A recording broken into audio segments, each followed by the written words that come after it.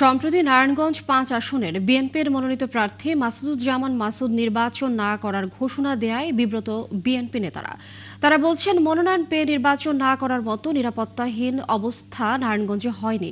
এই সিদ্ধান্ত তার একান্ত ব্যক্তিগত, এর সঙ্গে দলের কোনো সম্পর্ক নেই। হাবিবুর রহমানের তথ্য ছবিতে প্রতিবেদন।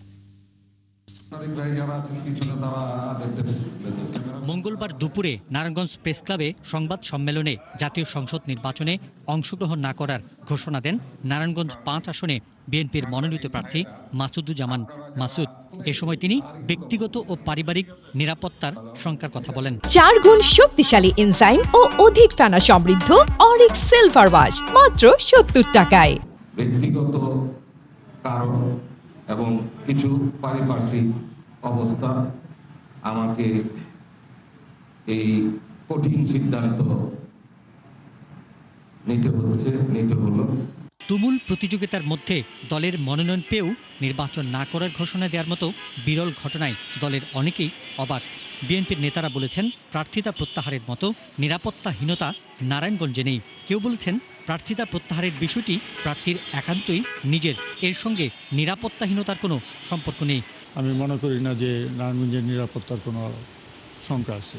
এই ব্যাপারে প্রশাসন যথেষ্ট কনসার্ন এবং নারায়ণগঞ্জের মানুষও অনেকটা সচেতন। রাজনীতিতে যে কেউই আসুক, তাকে এই সমস্ত জিনিসগুলি ফেস করতে হবে, সেই চিন্তাটা মাথায় রেখেই আসলে রাজনীতিতে সম্পৃক্ত হওয়া উচিত বলে অন্তত আমি মনে করি। নেতাদের অনেকেই জানান, এমন সিদ্ধান্ত নেয়ার আগে তিনি দলীয় ফোরামে আলোচনা করেননি। আলোচনা করলে দল থেকে তার নিরাপত্তার বিষয়টি নিশ্চিত করা যেত। পাশাপাশি তাদের এমন বিব্রত হতে হতো না। তার এই সিদ্ধান্তটা, তার এই কৌশলটা, কারণ তার এই বক্তব্যে জাতীয় পর্যায়ে দল একটা বিব্রত বোধ করতেছে।